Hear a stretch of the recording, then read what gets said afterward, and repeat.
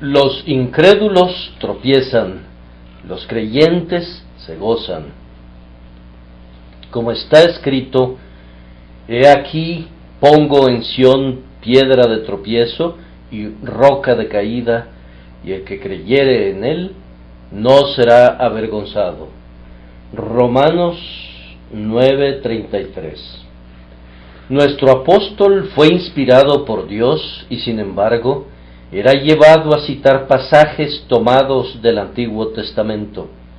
El Espíritu de Dios hubiera podido dictarle nuevas palabras, hubiera podido mostrarle cómo confirmar la verdad mediante otros argumentos, pero a él no le agrada hacer eso. Guía a su siervo a establecer la verdad presente por medio de verdades reveladas anteriormente, y así nos da el ejemplo de escudriñar las Escrituras y de valorar los antiguos oráculos de Dios. El pasaje bajo nuestra consideración pareciera estar compuesto por dos escrituras entrelazadas hasta ser convertidas en una, un método que era utilizado con frecuencia por los apóstoles. Una parte del texto que estamos considerando se encuentra en Isaías 28:16.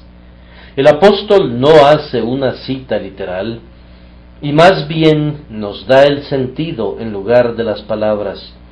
He aquí que yo he puesto en Sión por fundamento una piedra, piedra probada, angular, preciosa, de cimiento estable. El que creyere, no se apresure. Pero Pablo inserta esa palabra de profecía en otra, citando esta vez de Isaías 8:14, entonces él será por santuario, pero a las dos casas de Israel por piedra para tropezar y por tropezadero para caer. No puedo evitar hacer una o dos observaciones sobre estos pasajes antes de abordar el texto que vamos a considerar. En Isaías 8:14 se percibe una sorprendente prueba de la divinidad de Cristo. Vean el versículo 13: a Jehová de los ejércitos, a él santificad, sea él vuestro temor, y él sea vuestro miedo. Entonces él, esto es, Jehová de los ejércitos, será por santuario para los creyentes, pero a las dos casas de Israel, por piedra para tropezar y por tropezadero para caer.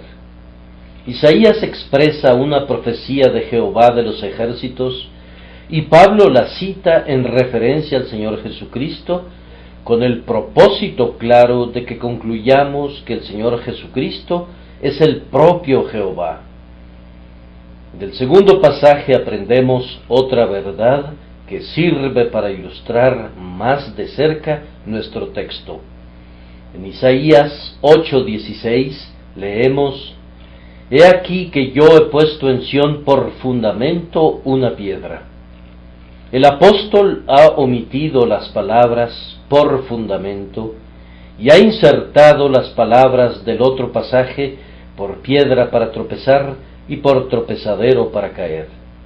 Pero la profecía original de Isaías sirve para mostrarnos que el propósito real de Dios al poner a Cristo en Sión no era para que los hombres se tropezaran en él, sino para que fuera un cimiento para sus esperanzas.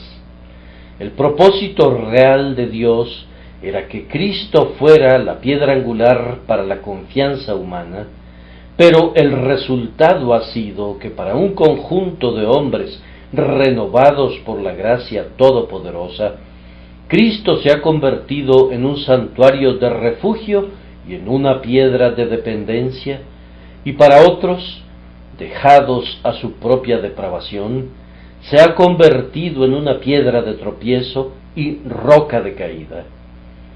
Estos son algunos comentarios sobre las escrituras primitivas que Pablo cita. Ahora vayamos al versículo mismo. nuestro texto nos informa que muchos tropiezan en Cristo.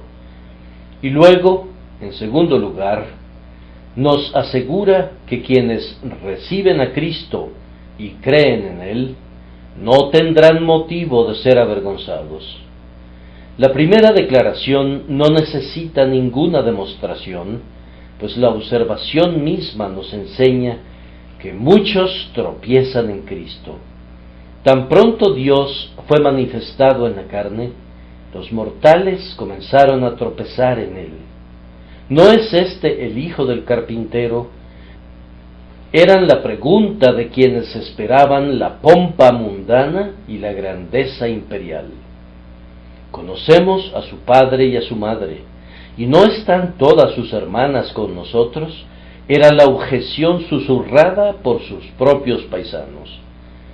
El más grande de todos los profetas no tenía ningún honor en su propia tierra. Nuestro Señor fue rechazado por toda clase de hombres. Aunque le miraban desde diferentes círculos, todos lo hacían con el mismo ojo escarnecedor. Los fariseos tropezaban en él porque no era supersticioso ni ostentoso.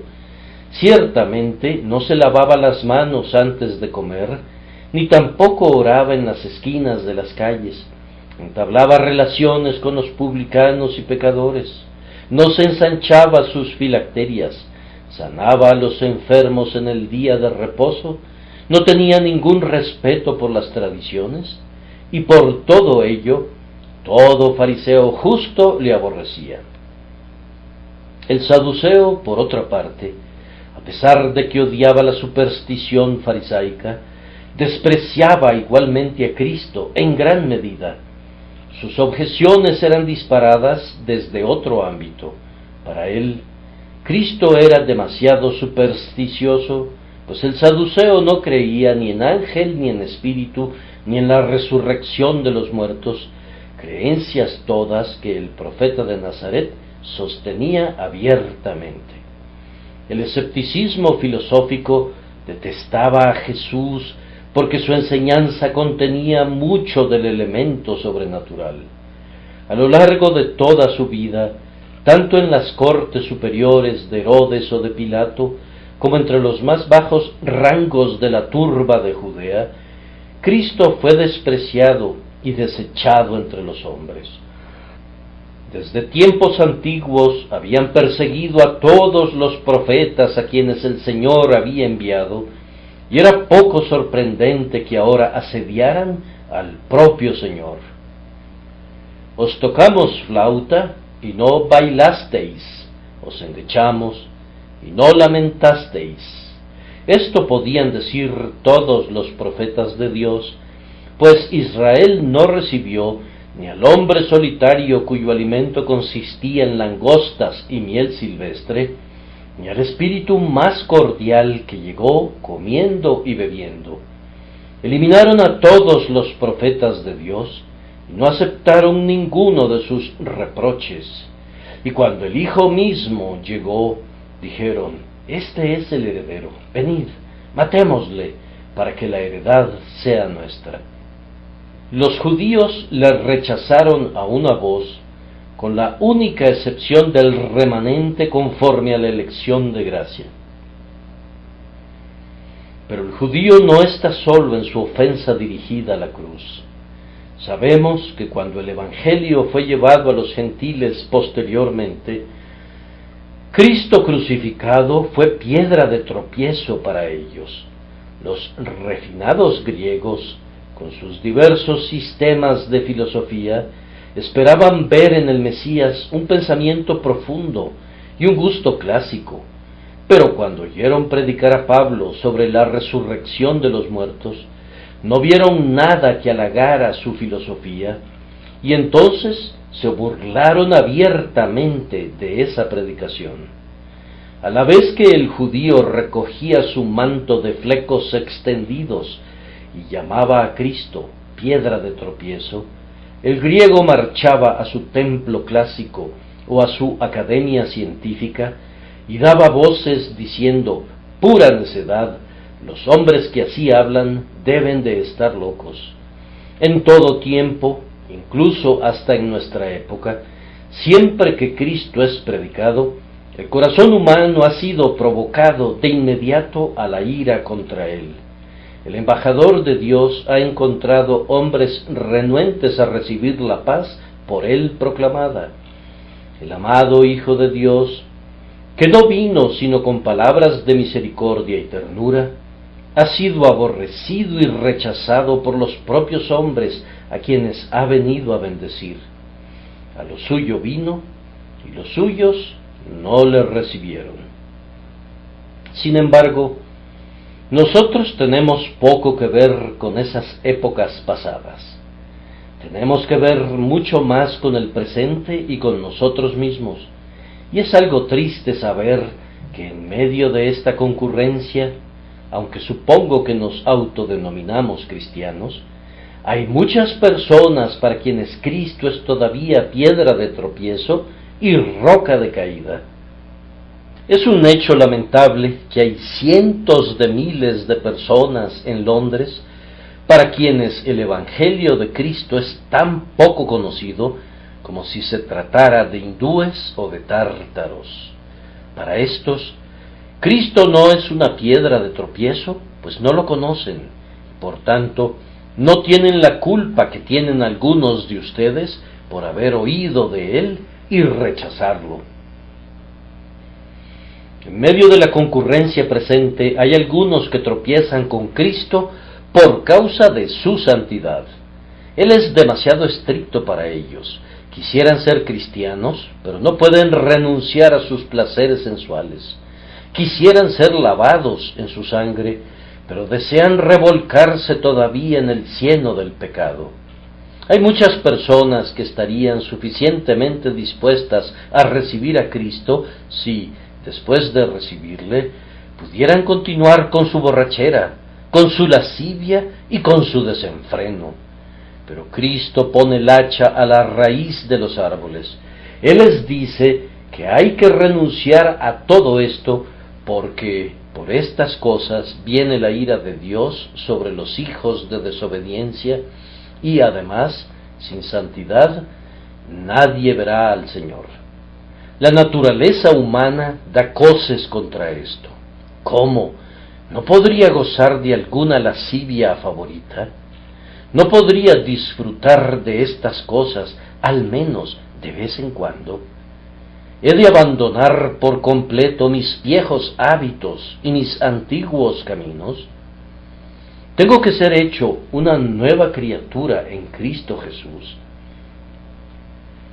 Estos son términos demasiado duros, son condiciones demasiado severas, y así el corazón humano regresa a las ollas de carne de Egipto y se aferra al ajo y a las cebollas del antiguo estado de servidumbre y no quiere ser liberado, ni siquiera debido a que uno mayor que Moisés alza la vara para dividir al mar y promete darle Canaán, que fluye leche y miel.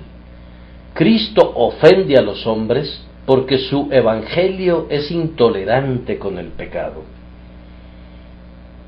Otros tropiezan con nuestro bendito Señor porque no les gusta el plan de ser salvados entera y únicamente por medio de la fe. ¿Hay algunas de esas personas aquí? Yo supongo que habrá algunas. Dicen que, ¿acaso no valen nada nuestras buenas obras? ¿No hay nada que podamos hacer para ayudar en nuestra salvación? Tú nos dices que lo que justifica al alma es confiar únicamente en Cristo sin nada más. Entonces no lo entendemos, o aunque lo entendiéramos, no nos gusta. Esto es demasiado humillante, demasiado sencillo, demasiado fácil. Vamos, dice el hombre que ha asistido siempre a la iglesia de su distrito o a su casa de reunión, que no le debe nada a nadie y que es generoso con los pobres. Vamos, entonces mi posición no es nada mejor que la de la ramera que recorre las calles a medianoche, o que la del ladrón que cumple su mes de castigo en trabajos forzados. ¿No sería mejor tu condición, mi querido oyente, en cuanto a tu salvación eterna, si rehusas creer en Cristo? La condenación del impío descarado es segura, pero igualmente segura sería la tuya si, después de haber oído el plan de salvación, das la vuelta y lo desprecias porque prefieres tu justicia propia a la justicia de Dios. Ah, cuántos naufragan al estrellarse contra esta roca y cuántos son tragados por esta arena movediza. Ellos quisieran ser salvados, pero no aceptan doblar la rodilla. No están contentos de recibir la salvación de Dios por la fe en Cristo Jesús, y así perecen debido a su terco orgullo. He conocido a otros que tropiezan en Cristo por causa de la doctrina que Él predica, más específicamente, las doctrinas de la gracia. A esta casa entra alguien que, si predicáramos un sermón sobre la virtud cristiana, diría: me gustó ese discurso, pero si predicáramos a Cristo y comenzáramos a hablar acerca de las doctrinas profundas contenidas en el Evangelio, tales como la elección, el llamamiento eficaz y el amor eterno e inmutable, de inmediato se enojan casi hasta el punto de crujir sus dientes. Quisieran tener a Cristo, dicen ellos, pero no pueden aceptar estas doctrinas. ¿Qué? Dios salva a quien quiere y ni siquiera le pide permiso a la criatura. Hará lo que le agrade con nosotros, igual que un alfarero hace lo que quiere con la masa de arcilla. Nos han de decir en nuestra cara que no depende del que quiere, ni del que corre, sino de Dios que tiene misericordia. No podemos soportar eso. Nos dirigiremos a algún otro lugar donde el hombre reciba mayor consideración y donde Dios no sea colocado tan alto sobre nuestras cabezas. Ah, pero amigo mío, Jesucristo no elaborará su doctrina para agradarte, ni diluirá la verdad de la Escritura para que se adapte a tus gustos carnales. Observa que es en el capítulo 9 de Romanos donde se encuentra mi texto, y en ese mismo capítulo de Romanos tienes la declaración más clara y audaz registrada en alguna parte concerniente a la soberanía de la gracia divina. Y si tú decides hacer de la soberanía una excusa para no creer en Cristo, perecerás para tu desgracia, y perecerías merecidamente también, porque quieres altercar con la palabra de Dios y condenas a tu propia alma a ser castigada por la soberanía de Dios. Pero en verdad, mis queridos amigos, cuando los pecadores están resueltos a objetar a Cristo, lo más fácil del mundo es encontrar algo que objetar. He conocido a algunos que tropiezan por causa del pueblo de Cristo. Dicen: bien, yo quisiera creer en Cristo, pero observa a los profesantes, mira cuán inconsistentes son. Contempla a muchos miembros de la Iglesia y mira en qué caminos impíos caminan, incluyendo a algunos ministros, y entonces comienzan a enumerar diversas fallas de algunos eminentes siervos de Dios, y piensan que esta es una excusa para que los pecadores vayan al infierno, porque otros no caminan rectamente en la senda del cielo. ¿O mandarás tu alma al infierno porque otra persona no es todo lo que debería ser? ¿Qué si David cae y David es restaurado? ¿Es esa una razón por la que tú debas caer, para no ser restaurado nunca? ¿Qué importa que algunos peregrinos que se dirigen al cielo se dirijan a la vereda apartada del prado y tengan que regresar al camino cojeando? ¿Es esa una razón por la que debes seguir el camino que conduce a la ciudad de la destrucción? Me parece, amigo, que esto solo debería hacerte más diligente para procurar hacer firme tu vocación y elección, los naufragios de los demás deberían conducirte a navegar más cuidadosamente. Las bancarrotas de otros hombres deberían hacerte comerciar con mayor diligencia y humildad. Pero citar los defectos de los demás como una razón del por qué debas continuar en el error de tus caminos es el método de razonar del necio.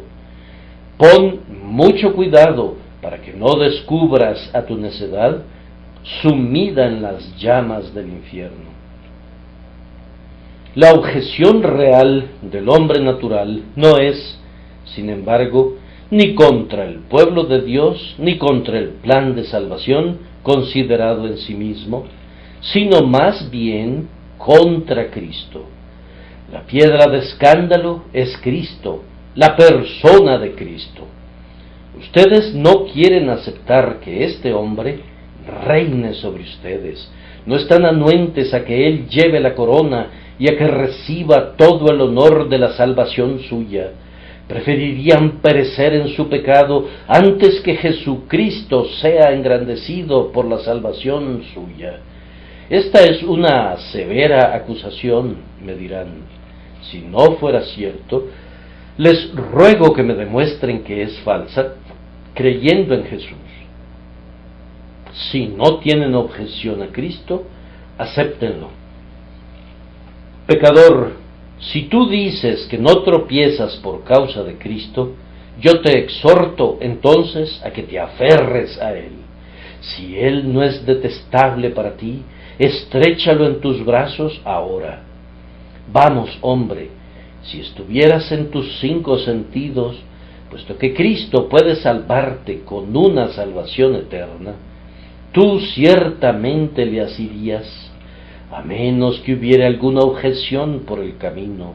Y como no te aferras a Él, yo te digo que hay un obstáculo en tu pecaminoso corazón, un tropiezo en Cristo que será tu ruina, a menos que Dios te libere de ello. Que Dios me ayude ahora a razonar unos cuantos minutos con quienes no creen en Cristo, con quienes le han convertido en piedra de tropiezo y roca de caída. Querido amigo, déjame que me acerque a ti y que tome tu mano y hable contigo. ¿Has considerado alguna vez cuánto insultas a Dios el Padre por rechazar a Cristo? Si fueras invitado a la fiesta de alguno y te acercaras a la mesa y rompieras todos los platos y los arrojaras al suelo y los pisotearas, ¿acaso no sería eso un insulto? Si fueras un pobre mendigo sentado a la puerta y, motivado por pura caridad, un hombre rico te invitara a su fiesta, ¿qué pensarías merecer si trataras sus provisiones de esta manera? Y sin embargo, ese es precisamente tu caso. No tienes ningún merecimiento ante Dios. Tú eras pobre pecador sin ningún derecho sobre Él. Y, sin embargo, a Él le agradó preparar una mesa. Sus novillos y sus animales engordados han sido sacrificados. Y ahora no quieres venir. Es más, haces peor todavía, pues pones objeciones a la fiesta, desprecias la tierra deleitosa y la buena provisión de Dios. Solamente considera con cuántos gastos se ha realizado la provisión de salvación. El Padre Eterno entregó a su Hijo. Pon atención, su bien amado, lo más querido de su corazón, su único Hijo, fue entregado a la muerte, y tú desprecias un don como este. ¿No te haría sonrojar si entregaras a tu único hijo para pelear por tu país, y aquellos a quienes lo entregases te despreciaran a ti y a tu don?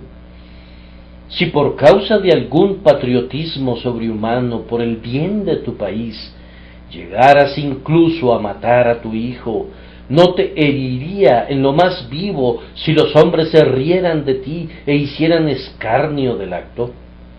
Y, sin embargo, eso es lo que haces para con el Padre Eterno, quien por amor a los hombres apartó de su pecho a su amado, lo clavó al madero y lo cubrió de dolores indecibles. Tú desprecias el don indecible, el acto más rico de generosidad que incluso el corazón infinito de Dios hubiera podido imaginar, o la mano infinita de Dios hubiera podido llevar a cabo. Tú desprecias todo eso. Tocas a Dios, permíteme decirte, en la niña de sus ojos. Le has herido en la parte más sensible. Mejor sería que corrieras sobre el filo de su espada o te arrojaras sobre las protuberancias de su adarga, que despreciar y rechazar a su unigénito Hijo, inmolado por la culpa humana. Considera de nuevo qué prueba hay de tu pecaminosidad y cuán prestamente serías condenado al final cuando este pecado esté escrito sobre tu frente. Vamos, hombre, no habría necesidad de denunciar ningún otro pecado contra ti. El libro en el que tus fallas han sido registradas escasamente necesitaría ser abierto, pues esta prueba bastaría. Tú has hecho de Cristo una piedra de tropiezo, has objetado al amado Hijo de Dios. Entonces, ¿por qué necesitaríamos otros testigos? Por el testimonio de esta sola boca serías condenado. Tú aborreciste al príncipe de gloria, tú le rehusaste tu corazón. Por tanto, llévenselo al lugar de donde vino.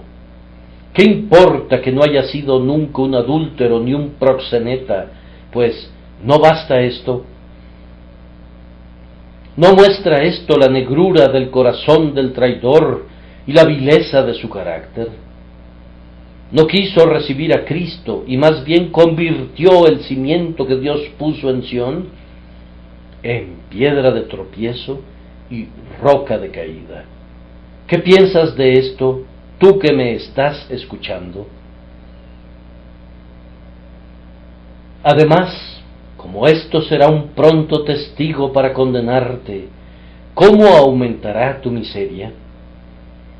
¿Piensas que Dios será tierno contigo cuando tú no has sido tierno con su Hijo? Cuando te arroje al infierno, ¿hará que las llamas sean menos ardientes? ¿Piensas que su venganza será refrescante para con el hombre que tropezó con su Hijo? Para nada, eso más bien afilará la hoja de su espada. Este traidor, en efecto, despreció la sangre de Cristo. Eso derramará combustible sobre las llamas. Este hombre hizo de mi unigénito Hijo una piedra de tropiezo, y ahora voy a demostrarle que el que cayere sobre esta piedra será quebrantado, y sobre quien ella cayere, le desmenuzará. ¿Piensas tú que un rey estaría más inclinado a ser misericordioso para con un traidor si supiera que ese traidor ha despreciado a su Hijo? No, me parece más bien que la sentencia sería mucho más severa. Ah, pecador, aunque todos los pecadores escaparan, tú que has oído el Evangelio, no escaparás. Aunque las flechas de Dios evadieran a otros pecadores, se clavarán en ti. Tú serás el blanco especial de la venganza todopoderosa, porque fuiste desobediente y tropezaste con esta piedra de tropiezo. Reflexiona, hombre, ¿no sellará esto la eternidad de tu dolor? ¿Cómo podrías escapar si descuidaras una salvación tan grande? Tú has suprimido el único puente que habría podido conducirte a la seguridad. Has desmantelado el único refugio que habría podido protegerte de la ira divina. Ya no queda más sacrificio por los pecados. ¿Cómo podría quedar alguno? Cuando estés en el infierno, ¿piensas que Cristo vendría una segunda vez para morir por ti? derramaría su sangre de nuevo para sacarte del lugar de tormento? Hombre, tienes una imaginación tan vana como para soñar que habrá un segundo rescate ofrecido para quienes no han escapado de la ira venidera, y que Dios el Espíritu Santo vendrá de nuevo y tratará con los pecadores que anteriormente le rechazaron tercamente. No, en la medida que tu Salvador sea objetado y deseches la vida eterna, y el cimiento mismo sea una piedra de tropiezo, no puede quedar nada para ti, sino una terrible espera del juicio y de la fiera indignación. Y ahora otra palabra más para ti. ¿No hace temblar tu corazón esta perspectiva del caso? ¿No es suficiente haber quebrantado la ley de Dios? ¿Por qué has llegado al punto de despreciar a su Hijo? Oh, ojos míos, si pudieran llorar por siempre, ¿no llorarían suficientes lágrimas? Porque una vez rehusaron mirarle a Él, que es ahora el gozo diario de ustedes. ¿No es este uno de los peores pecados que tendremos que confesar? Y, oh pecador, ¿no lo confesarás ahora? ¿No quebrantará tu corazón este pensamiento que tú has despreciado hasta aquí, a quien es dulcísimo y todo él codiciable? Que el Espíritu de Dios introduzca eso en ustedes como un clavo en un lugar seguro. Me parece que se van a volver al Redentor diciéndole: mi Señor y mi Dios, perdóname por haber sido tan rudo contigo, acéptame, recíbeme en tu pecho, lávame con tu sangre, tómame como tu siervo y sálvame con una gran salvación. Feliz es el hombre que es conducido por la gracia divina a confesar así su falta y no tropieza más. Después de todo, ¿qué obstáculo hay para que tropecemos? Oh, mi querido oyente, ¿por qué habrías de rechazar a Cristo? Él no es un duro capataz, su yugo es fácil y ligera su carga. ¿Por qué habrías de rehusar tu propia misericordia? ¿Acaso ser salvado es una desgracia? ¿Acaso ser limpiado del pecado es una calamidad? ¿Acaso ser hecho un hijo de Dios es una desventaja?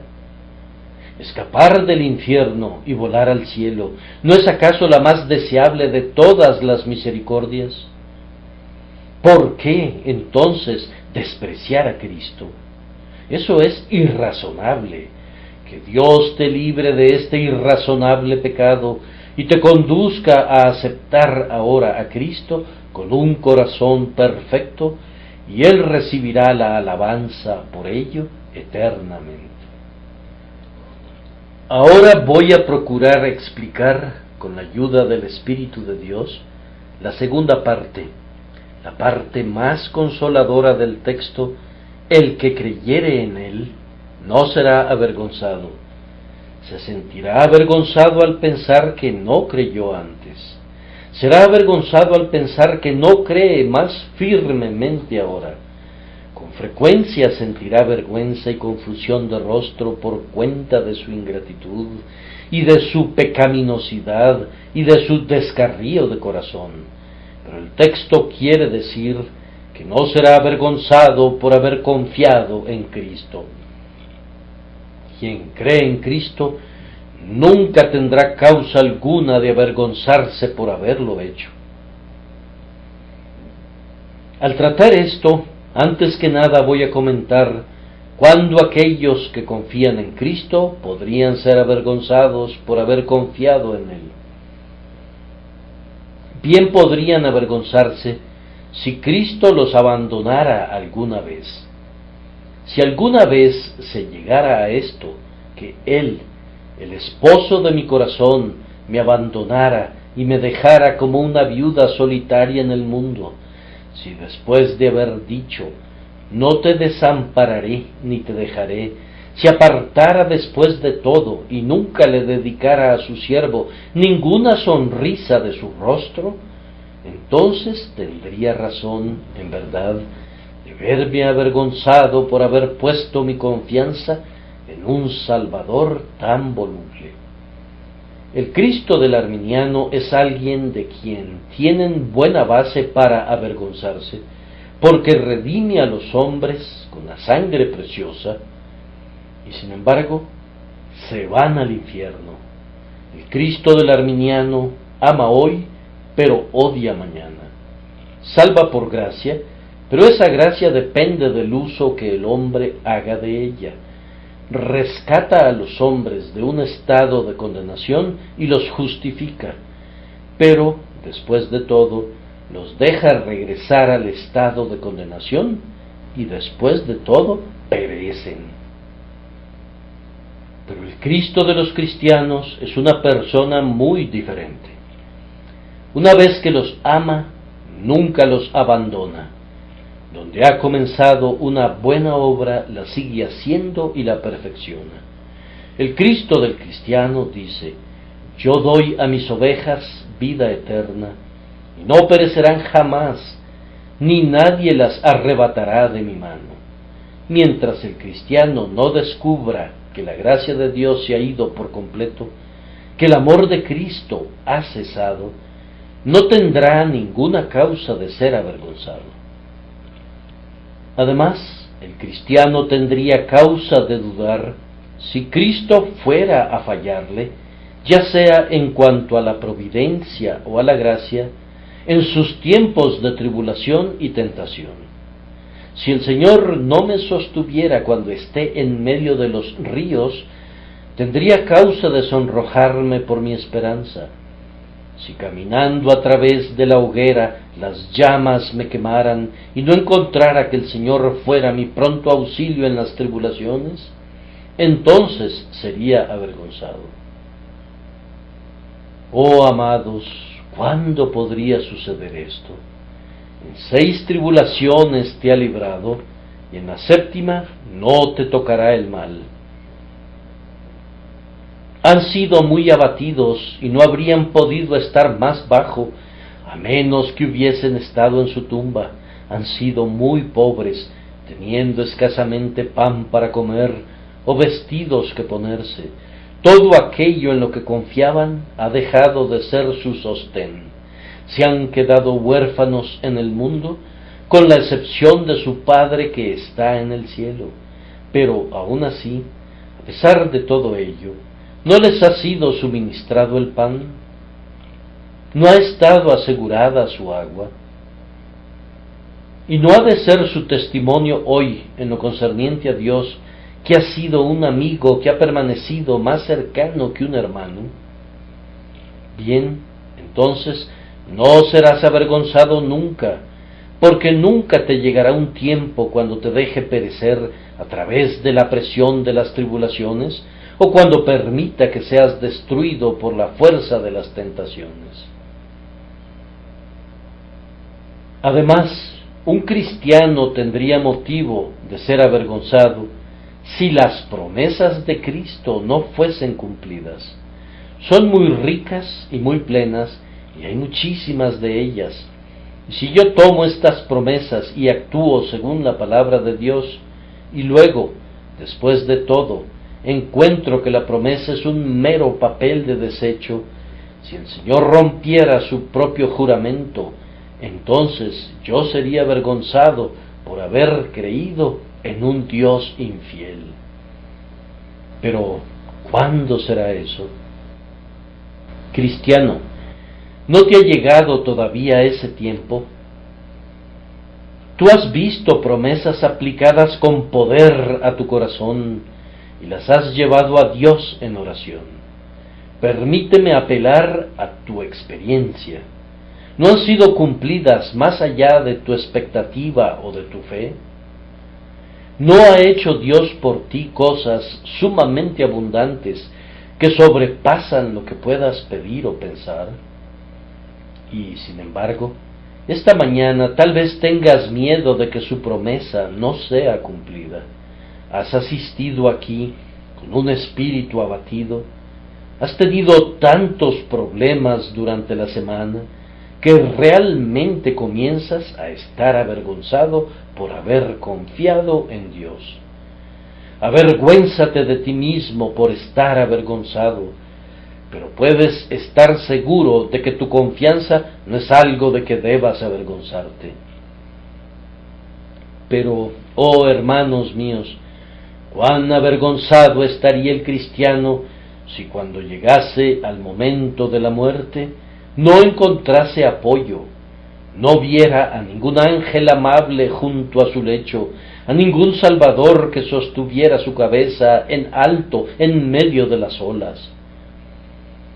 Pero, ¿has oído jamás de algún cristiano que se avergonzara en la hora de su muerte? ¿No es más bien el claro testimonio de todos los que han partido, que sus últimos momentos han sido dorados con la luz del sol del cielo? ¿No han cantado en sus lechos de muerte con David? Sí, aunque ande en valle de sombra de muerte, no temeré mal alguno, porque tú estarás conmigo. Tu vara y tu cayado me infundirán aliento. Si en verdad pudiéramos despertar en la resurrección y descubrirnos sin un Salvador, si pudiéramos estar en el tribunal de Dios y descubrir que la sangre de Cristo no nos hubiera limpiado, si después de toda nuestra fe en Él le oyéramos decir: apartaos de mí, malditos, al fuego eterno, entonces podríamos ser avergonzados. Pero nuestro texto nos asegura que nunca tendremos que sufrir eso. Entonces podemos apoyarnos plenamente sobre este dulce consuelo, que habiendo creído en Cristo, nunca nos veremos en la necesidad de avergonzarnos de nuestra esperanza, ni en esta vida, ni en la vida venidera. Habiendo notado cuándo el cristiano podría ser avergonzado, notemos por qué podría ser avergonzado si tales cosas se dieran. Algunas veces he pensado, queridos amigos, que en algún sentido, si se llegara a demostrar que la Biblia es falsa, nunca me vería avergonzado por haber creído en ella. Si no hubiera un Salvador, pienso que cuando estuviera delante del trono de Dios, no sería avergonzado por haber creído el Evangelio, porque me parece que podría atreverme a decirle incluso al Dios eterno: grandioso Dios, yo creí de ti eso que reflejaba el más excelso honor sobre tu carácter. Te creí capaz de un grandioso acto de gracia, la entrega de tu propio Hijo. Te creí tan justo que no perdonarías sin un castigo, y sin embargo tan misericordioso que preferirías entregar a tu Hijo a no tener misericordia de los hombres. Creí de ti cosas más excelsas que las que creían los judíos, o los musulmanes o los paganos, y mi alma te amó por ello en verdad. Yo, en efecto, prediqué aquello que pensé que honraría tu nombre, y ahora que resulta ser una equivocación, no me veo avergonzado por haberlo creído, pues era algo que tendría que haber sido verdadero, que tu naturaleza y tu carácter hacían probable que fuera verdad, y lamento al ver que no lo es, pero no soy avergonzado. Quisiera que hubiese sido cierto. Te haría más glorioso, gran Dios, de lo que eres. Amados, no estamos bajo ninguna aprensión de que esto suceda, porque sabemos a quién hemos creído y estamos seguros que es poderoso para guardar nuestro depósito. ¿Por qué se avergonzaría un cristiano si el Evangelio fuera falso? Deberíamos avergonzarnos antes que nada, porque hemos aventurado nuestro todo en su verdad. Hemos arriesgado nuestro todo en Cristo. El mundo dice que no debes poner nunca todos tus huevos en una sola canasta. Y cuando un hombre especula en una sola cosa y todo se derrumba, la gente sabia alza su cabeza y dice: ah, es muy imprudente, es muy imprudente. Es mejor tener 3 o 4 cuerdas para tu arco.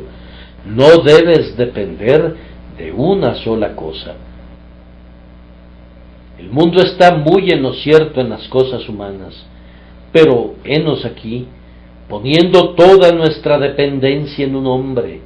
Mi alma no tiene ni una sombra de esperanza en ninguna otra parte excepto en Cristo, y yo sé que sus espíritus no tienen ni siquiera la sombra de un fantasma de dependencia en ninguna otra parte, excepto en la sangre y en la justicia de ese divino Redentor que ha consumado nuestra salvación y ha ascendido a lo alto.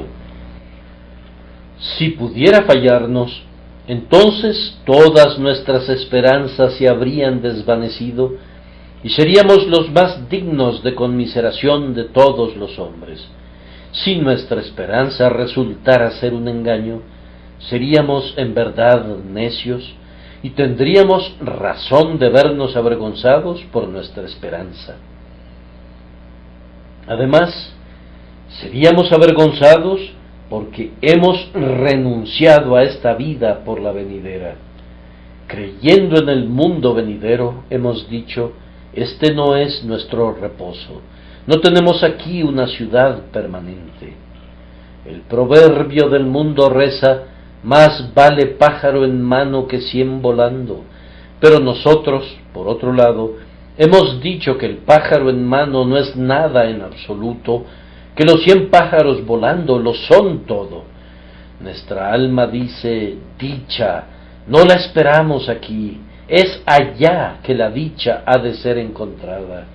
Riqueza, nadie es rico en la tierra, las riquezas están en el cielo, el verdadero tesoro está en la gloria. Amor, el amor no encuentra un objeto apropiado aquí. Nuestro afecto está puesto en las cosas de arriba, donde Cristo mora a la diestra de Dios. Ahora, si las cosas resultaran mal y hubiéramos creído en vano, entonces seríamos avergonzados por nuestra esperanza, pero no hasta entonces, amados, y eso no sucederá nunca. Sabemos en quién hemos creído y tenemos confianza que al renunciar a esta tierra, solo hemos renunciado a un puñado de cenizas para poder gozar de las riquezas y de la gloria para siempre. Además, si Cristo nos fallara, seríamos avergonzados porque comenzamos jactándonos antes de haber terminado la batalla.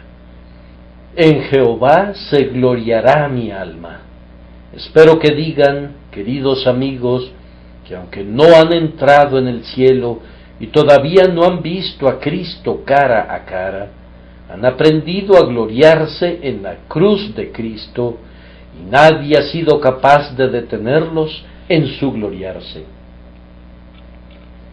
Te has gloriado en Cristo, tú has dicho que Él es un cimiento seguro, que Él es un precioso esposo, que Él es todo en todo para ti, y digno de tu mejor amor. Pero si Él te fallara, entonces estarías en la posición de un hombre que se jactó antes de tiempo. Pero nosotros nunca seremos avergonzados. Hacemos bien en jactarnos con toda la boca. Hemos de gloriarnos en Cristo, pero, si Él nos fallara, cosa que no haría, entonces seríamos en verdad avergonzados. Y además, hemos hecho algo más que jactarnos. Ustedes y yo en realidad dividimos el botín, y si la batalla se perdiera, entonces seríamos avergonzados. se nos informa que en una de las grandes batallas del continente europeo en tiempos antiguos, los franceses, antes de que se iniciara la batalla, comenzaron a vender a los cautivos ingleses entre ellos y calculaban cuánto del botín le correspondería a cada soldado. Mas, afortunadamente, nunca se llevaron la victoria. Pero ustedes y yo ya hemos entrado en nuestro reposo, hemos recibido el sello de nuestra herencia, hemos comenzado, incluso en la tierra, a comer los racimos de escol, y si todo fuera un engaño, seríamos avergonzados, pero no hasta entonces. Valor, queridos amigos, podemos proseguir valerosamente, dividiendo todavía el botín, pues como Cristo es veraz y Dios es fiel, no habrá razón para ser avergonzados. He conocido a algunas personas que son avergonzadas por haber hecho una mala especulación, porque han inducido a otros a arriesgarse en ella.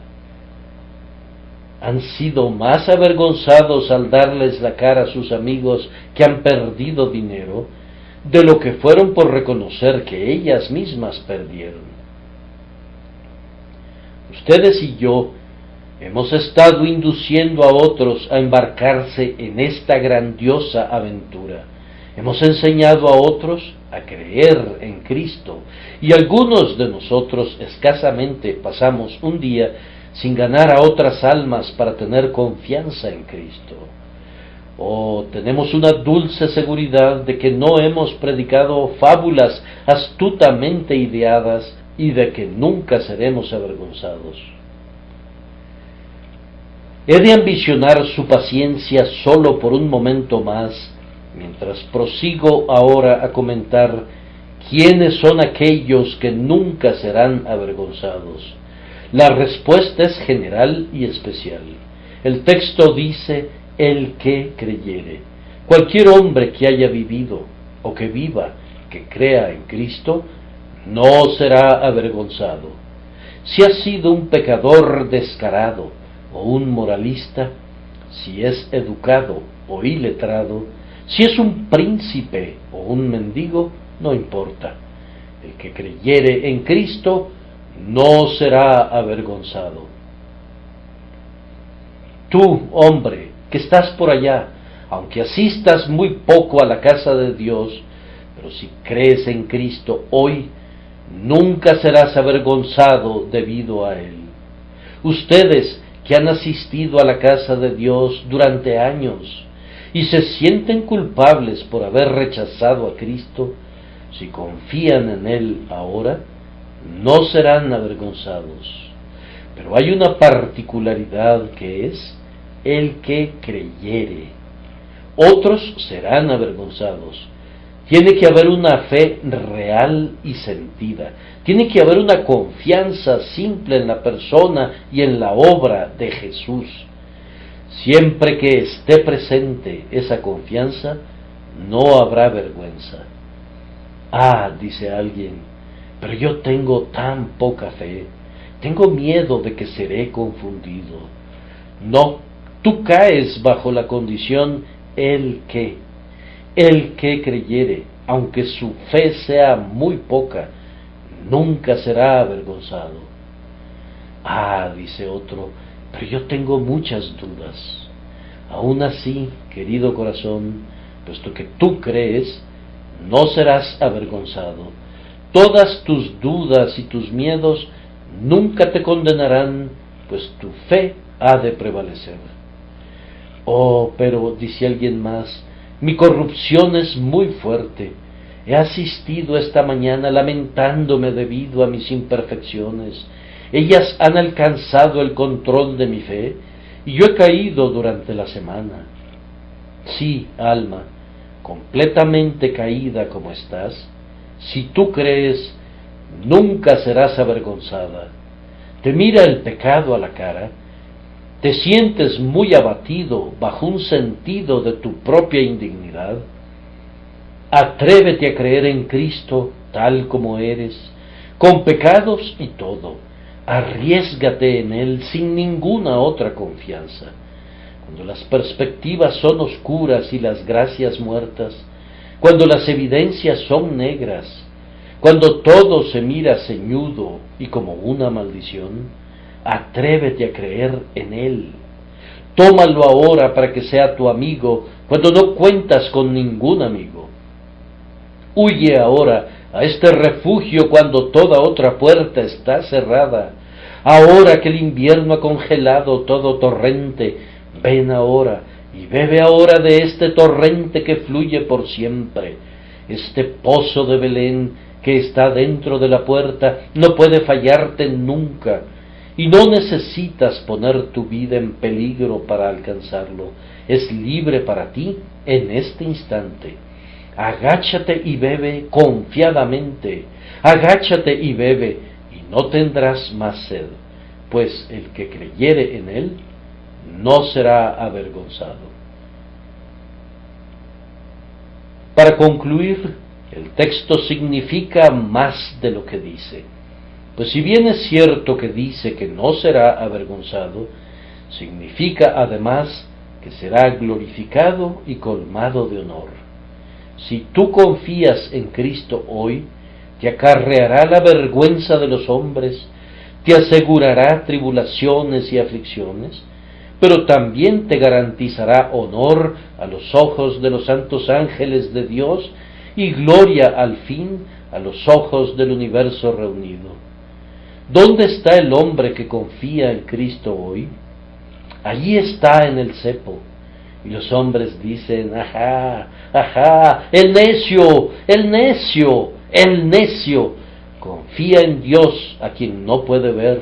Cree en un Cristo de quien hemos oído, pero que nunca nos ha hablado. Confía en la sangre de un Galileo crucificado. El mundano da voces. Nosotros somos demasiado sabios para eso. Nosotros vamos a creer en las teorías geológicas, en el espiritualismo o en la metafísica. Vamos a creer en el diablo mismo antes que creer en Cristo. Así se burlan del hombre que confía en Cristo.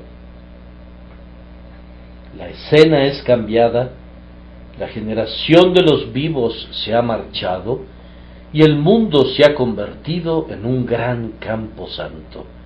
Allí yacen, innumerables montículos indican dónde están durmiendo los cuerpos de los hombres. La trompeta resuena, timbra claramente a lo largo del cielo y de la tierra, y de las tumbas surgen los cuerpos que una vez fueron alimento del gusano, y las almas regresan a esas estructuras corporales. Y ahora, ¿dónde está el hombre que confió en Cristo? La trompeta los ha despertado a todos de sus tumbas y se despiertan juntos. ¿Dónde está el hombre que confió en Cristo? ¿Quién es el que pregunta por él? El Rey mismo en el trono ha hecho la pregunta. El Rey Jesús, sentado en su tribunal, busca a su amigo. ¿Dónde está el hombre que confió en mí? Tráiganlo aquí. Vean el cambio. No hay abucheos, ni voces, ni risas, ni calumnia ahora. Un escuadrón triunfante de espíritus resplandecientes transporta al creyente a la diestra de Jesús, y allí se siente entronizado como Cristo, sentado con Él para juzgar a los hombres y a los ángeles, reinando sobre el trono de Cristo en todo el esplendor de Cristo. Así se hará al varón cuya honra desea el Rey. Así se hará al varón que pone su confianza en Cristo. Vamos, cristiano, sin importar cuál sea tu estado hoy, sin importar cómo resuene en tus oídos la burla del mundo, piensa en ese honor obligado que la turba de pecadores tendrá que rendirte en el último gran día. Piensa en cómo tu fama y tu reputación se levantarán conjuntamente con tus huesos. Y así como los gusanos no pueden devorar tu cuerpo para impedir tu resurrección, tampoco la calumnia ni la censura devorarán tu carácter para impedir su resurrección también. La gloria será tuya, gloria eterna, mientras que tus enemigos serán revestidos de vergüenza y desprecio eternos. Bien, ¿qué dicen ustedes, queridos oyentes? ¿De cuál lado están esta mañana? ¿Es Cristo una piedra de tropiezo para ustedes? ¿Proseguirán tropezando con Él y objetándole? Dicen más bien, no, queremos tener a Cristo y confiar en Él. Oh, si el Señor los ha conducido hasta ese punto, aplaudiré de gozo.